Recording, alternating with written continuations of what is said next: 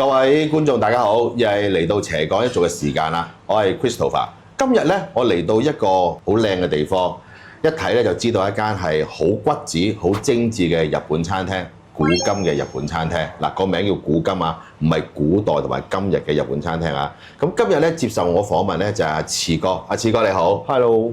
阿次哥咧，俾我嘅感覺咧係好健談嘅，管理咧呢個餐廳係極之咧係有能力。因為嚟到嘅時候咧，見到好多同事啊、伙計啊，佢都係好 nice 啊。好似我啱啱咧，其實我哋想喺間房咧做訪問嘅，咁但係因為有員工係休息緊，咁阿次哥咧就好有禮貌嘅，叫個經理咧就問一問我啲員工休息好未啊？食完飯未咁樣？咁其實睇到次哥咧呢一方面咧係好細心嘅。不過咧，我喺想訪問次哥之前啊，就係想問一問你做日本餐之前係做咩嘅行業嘅咧？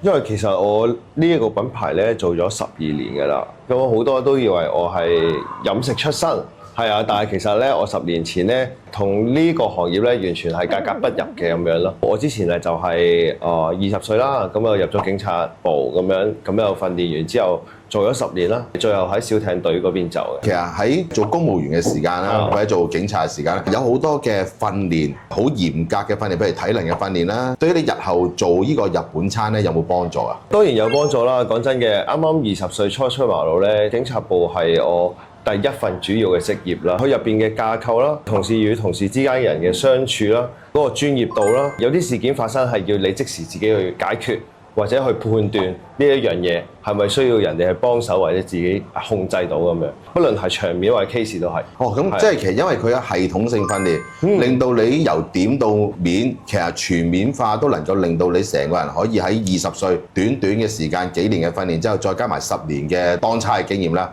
係成個人可以話係唔同咗，係咪？係啊，喺入邊我會慢慢成長咯。當然啦，碰壁就當然要嘅，因為要攞經驗啊嘛。一開頭係好緊密咁訓練啦，發生啲小型或者大型嘅意外，你去點樣處理，其實都可以套用翻喺我哋管理公司或者管理一間中小型嘅企業身上嘅。其實喺嗰個過程入邊咧，由當差，跟住由轉跑道轉做生意。中間係咩原因會導致你有咁樣嘅轉變呢？兩樣嘢啦，第一個最大部分咧嗰陣時，我做緊公務員嗰陣時咧，我成日聽老闆咧佢好似好得閒，冇咩嘢做嘅，淨係打幾個電話嘅啫。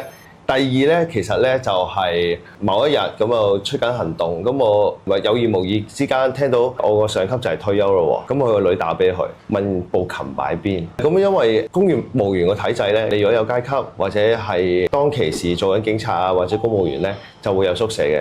但係之後會轉咗去公屋嘅，咁呢個真係正正哼咗落我腦袋裏邊。喂，我究竟之後嗰20幾年係點樣算呢？咁樣我都會有打算嘅，但係嗰陣時係未有方向住嘅，留咗我喺我腦海度。究竟我之後會點呢？因為嗰陣時已經係轉咗做唔係長俸係公積金㗎啦。其實你想知自己將來係點樣呢？其實你睇翻你上一級個情況係點樣，你又知自己未來條路會點樣。係啊，係咪就係因為咁樣？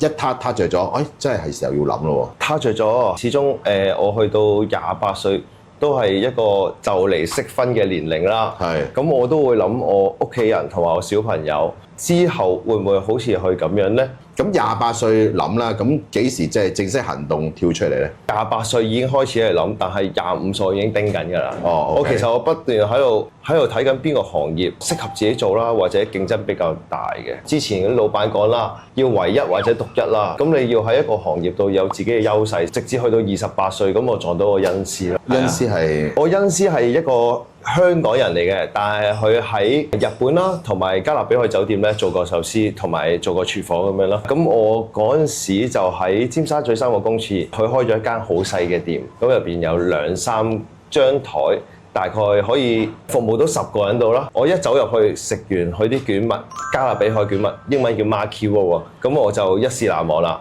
我覺得呢隻嘢可以喺香港做。點解呢？因為嗰陣時12-13年前，居酒屋就得刺身啦、壽司啦、鍋物、炸物，咁啊大概係呢一啲傳統嘅嘢。但係呢個加勒比海卷物呢，其實我喺香港就好少見，同埋好少人哋做主打咁樣，所以我毅然就師傅，我想開鋪，我可唔可以跟你學嘢啊？我可以收工放假過嚟學嘢，我唔收錢得唔得啊？咁樣，咁我嗰陣時呢，即係自己基本功呢，淨係識煮一個公仔麵嘅啫，膽粗粗咁就試咗啦咁樣啦。哦，咁其實你都係一個好刻苦嘅人喎，因為你想學嗰樣嘢。咁跟住然後咧就寧願放工時間去繼續去學習。咁學咗幾耐滿師啊？3年到4年咯。我師傅咧就係比較匠人精神咁樣嘅，佢唔出聲一句話我學滿師我都唔敢問佢咁樣咯，係啊，因為都幾嚴嘅，係啊，又唔係好講嘢嘅。哦，咁你都好尊師重道喎。都可以係咁嘅，同埋我最開心就係每逢星期3晚或者星期日咧，佢放低間小店俾我咧，我可以去自己打理，感受下個做老闆嗰個氣場啊，或者感受。就係喺嗰2日入邊，你除咗要做好自己嘅手藝之外，又要管理成個店面。咁係咪喺嗰陣時開始，呢幾年已經俾你累積咗一啲經驗，鋪排咗你有之後嘅店鋪咧？都可以係咁講，你會喺個腦海度會做一次，但係實質你未做過咧，有啲細緻位咧，一定要自己碰過壁先知嘅。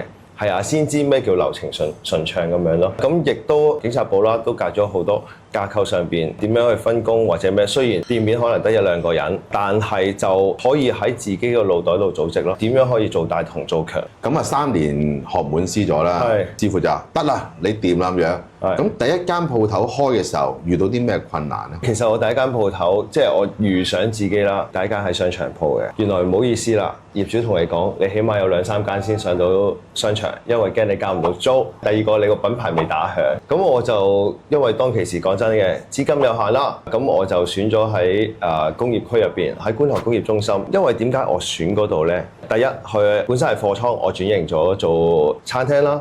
第二就係嗰陣時啱啱啲年青人咧玩食在工廈，一個引流，同埋我係第一批係喺工廈度開餐廳嘅，所以都有個獨特性喺度咯。同埋另外裝修方面，因為喺工廈我用咗一個工業風去做，一開頭唔錯嘅，真係唔錯。咁另外就因為嗰班僆仔中意食在工廈，啱啱 Facebook 同 IG 啱啱興起啦，社交平台，咁我有好多免費嘅宣傳喺裏邊咯。做咗幾耐，跟住又再去另外一度再開咧？尖沙咀3個公廁嗰度，我學嘢嗰陣時咧係得一個壽司吧，即係一個壽司位嘅啫。咁而觀塘我發展到去廚房，其實我用咗3年時間先開到第2間，要重新再 setting 個廚房入邊嘅嘢啦，同埋嗰陣時聽啲長輩講，你一定要識啊。係啊，如果唔係咧，淨係靠伙計或者同事去幫你，唔知幾時會走噶嘛，所以我要每一 part 我都識咯，所以我炒飯啊、洗碗啊乜都得㗎啦。哇！真係全能喎。係啊，做飲食係咁嘅，係啊。